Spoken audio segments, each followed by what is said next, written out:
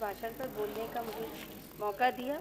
अच्छा, तो चल नहीं रहा। बोलिए बोलिए बोलिए, आवाज़ आ रही है। राज्यपाल महोदय जी के अभिभाषण पर बोलने का मुझे मौका दिया, बहुत बहुत शुक्रिया। राज्यपाल महोदय का अभिभाषण सुनने के बाद ऐसा प्रतीत होता है मानो प्रदेश की तस्वीर कागजों पर कुछ और है, जबकि ज़मीन पर हकीकत बिल्कुल अलग है। इसमें सीसामऊ जैसी शहरी विधानसभा की जनता जिन वास्तविक समस्याओं से जूझ रही है, उनका स्पष्ट और गंभीर उल्लेख इस अभिभाषण में दिखाई नहीं देता है। सबसे गंभीर विषय महिलाओं की सुरक्षा का है। शहरों में बढ़ती छेड़छाड़, घरेलू हिंसा और अपराध की घटनाओं ने माताओं बहनों में असुरक्षा की भावना पैदा की है। केवल दावे और आंकड़े प्राप्त नहीं है। सुरक्षित सार्वजनिक परिवहन, प्रभावी पुलिस गश्त, सीसीटीवी व्यवस्था और त्वरित न्याय प्रणाली को मजबूत करना सरकार की प्राथमिक जिम्मेदारी है। इसके साथ ही मैं मांग करती हूं कि सीसामऊ विधानसभा में महिलाओं के लिए विशेष महिला कौशल एवं स्वरोजगार विकास केंद्र स्थापित किया जाए, जहां सिलाई, कढ़ाई, ब्यूटी पार्लर प्रशिक्षण, डिजिटल कार्य, ई रोजगार, लघु उद्योग से जुड़े प्रशिक्षण दिए जाए। स्वयं सहायता समूह को आर्थिक सहायता प्रदान की जाए ताकि महिलाएं आत्मनिर्भर बन सकें। दूसरा अत्यंत चिंताजनक विषय शहरी क्षेत्रों में नशे का फैलता जाल है। युवा पीढ़ी अवैध शराब और नशीले पदार्थों की गिरफ्त में आ जाती रही है, क्योंकि अभी कानपुर में एक हादसा हुआ है लंबोर्गिनी कार का। उसमें जो ड्राइवर था वो भी नशे की हालत में था। इसलिए ये बात मैं यहाँ पर सदन में रख रही हूँ, तो इसको प्राथमिकता देते हुए इसमें ध्यान दिया जाए।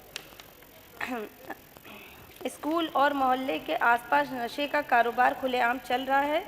इस पर कठोर कार्रवाई और स्थायी समाधान आवश्यक है। सड़कों और शहरी बुनियाद ढांचे की स्थिति अत्यंत खराब है। सीसामऊ क्षेत्र में आए दिन सड़कें बैठ जाती है, डाट नाला ध्वस्त हो जाता है और नालों की समस्या समय पर मरम्मत नहीं हो पाती।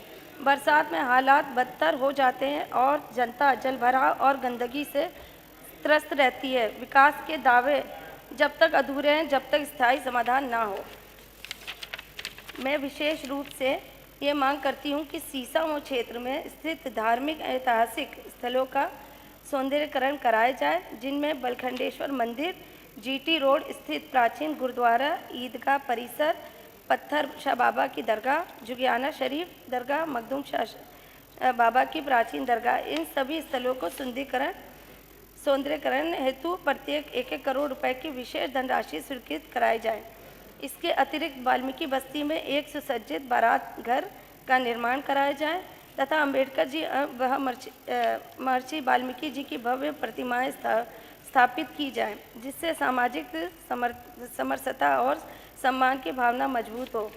मैं ये भी मांग करती हूँ कि महिलाओं के लिए अयोध्या, काशी, मथुरा, अमृतसर, अजमेर शरीफ व निज़ामुद्दीन औलिया शरीफ के लिए निःशुल्क बस सेवाएं चलाई जाए, ताकि सभी वर्गों की महिलाएं सुरक्षित और सम्मानपूर्वक अपने धार्मिक स्थलों को दर्शन कर सकें। स्वास्थ्य सेवाएं और रोजगार के क्षेत्रों में भी ठोस कदम उठाए जाए। युवाओं के लिए स्थानीय उद्योगों को और स्वरोजगार योजनाओं को प्रोत्साहन दिया जाए।